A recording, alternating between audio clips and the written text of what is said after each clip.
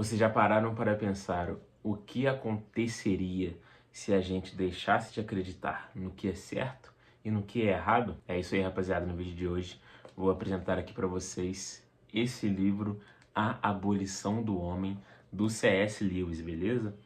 Ele foi um grande escritor, ensaísta, teólogo, professor de universidade irlandês. E eu vou falar um pouco sobre esse livro aqui, ele é bem curtinho, A Abolição do Homem.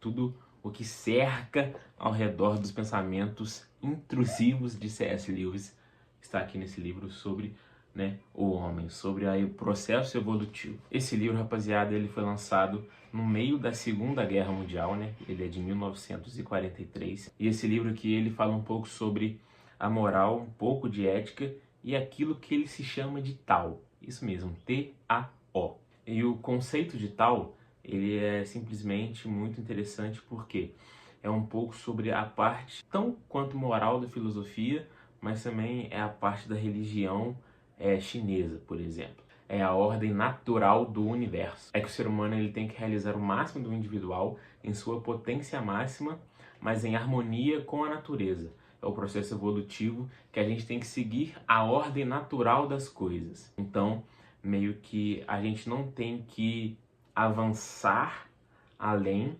do que a gente pode. A gente tem que seguir a ordem natural da natureza, de acordo com com os nossos processos evolutivos, com as nossas evoluções, mas não em detrimento da natureza ao extremo. Ou seja, por isso que o livro se chama A Abolição do Homem, porque a sociedade, principalmente hoje em dia, estamos caminhando para um processo de abolição do homem. Não estamos caminhando para um processo harmônico, não estamos caminhando para um processo evolutivo em sintonia com a natureza, em sintonia com o nosso ambiente silvestre, com o nosso ambiente, fora do âmbito urbano. E isso é meio que uma moral universal, sempre aqueles conceitos que a gente vê na aula de filosofia, por exemplo, de ética e moral.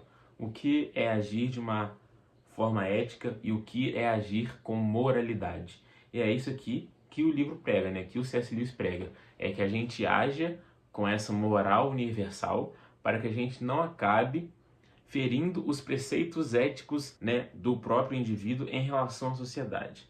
Os nossos princípios éticos, de uma maneira ética, de uma maneira correta, a gente não acaba infringindo isso para não agir de uma maneira moral em relação à sociedade que acaba infringindo a tal, por exemplo.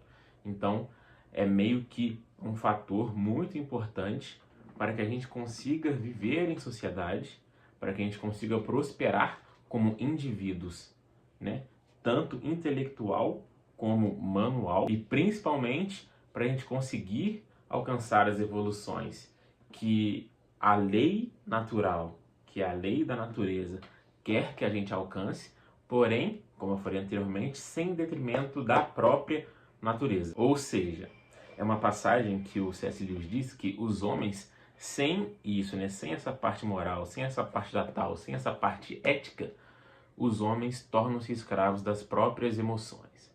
Ou seja, não tem um avanço. A gente não tem uma evolução significativa para que a gente consiga prosperar, tanto como indivíduo em sociedade, que eu já falei anteriormente também. E ficamos escravos de nossas próprias emoções.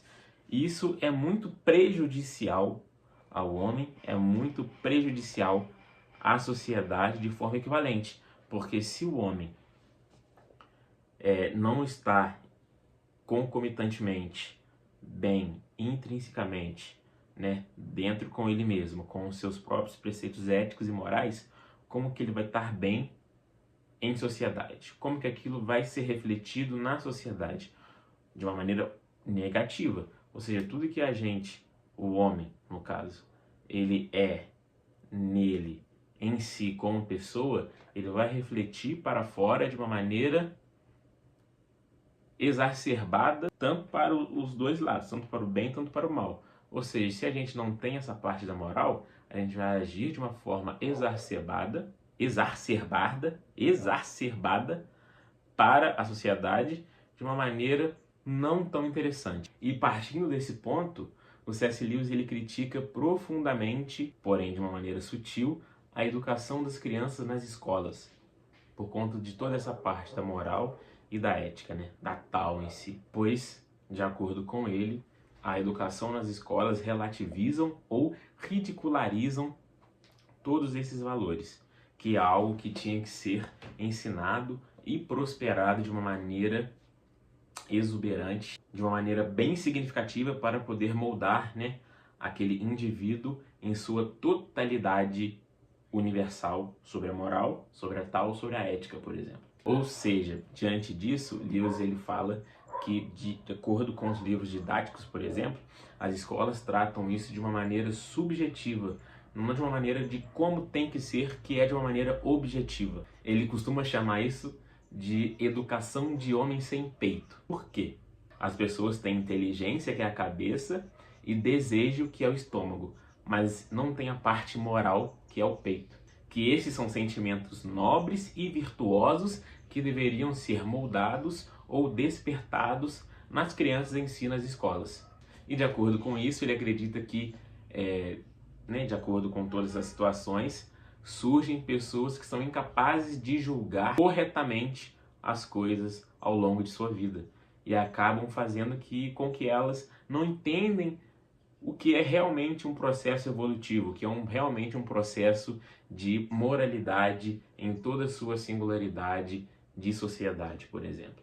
Ou seja, pessoas burras. E aí que vem todo o paradoxo e o título do livro, da abolição do homem. Porque ao tentar controlar a natureza, o homem ele se perde completamente. Ou seja, quando a gente tenta controlar a natureza humana, a gente perde a nossa parte humana. Um exemplo aqui para ilustrar tudo que eu estou falando, né, sobre a abolição do homem.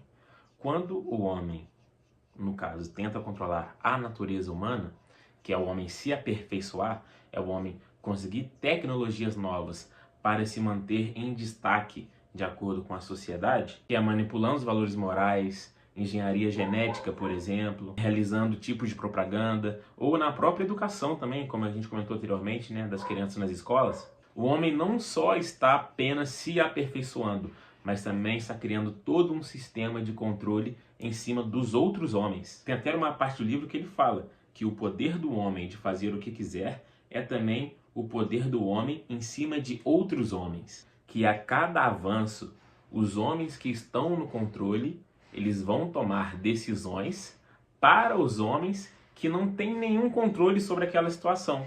Ou seja, quem tem poder tem mais poder ainda e subjugam aqueles que não têm poder e trabalham para aqueles que têm o poder, tomando as decisões que vão afetar a vida principalmente cotidiana daqueles que não têm poder. Entendeu? E é como eu falei anteriormente, é uma crítica daqueles que ele coloca de homem sem peito, que tem inteligência, ele tem o estômago, tem os desejos, mas não tem a parte moral, não tem o peito. E aí fica aquele questionamento. Será que todo progresso é realmente um grande progresso? Ou a gente só está trocando a liberdade pelo controle? Que no caso os mais fracos sempre tomam, na jabiraca. E é assim que eu finalizo o vídeo, rapaziada. Esse livro aqui é muito bom, porque a gente consegue entender todo esse cerne de controle de subjugados, aqueles que subjugam, e essa parte da abolição do homem em si, de acordo com a lei natural da natureza e de acordo com o que a gente vive hoje em dia. Qual o caminho que a gente está seguindo? Qual o caminho que a gente vai chegar, né? E esse caminho que a gente está seguindo, a gente vai chegar aonde? Daqui a 10, daqui a 15, daqui a 20 anos, né? Isso só Deus sabe. Sendo que isso ele escreveu em 1943.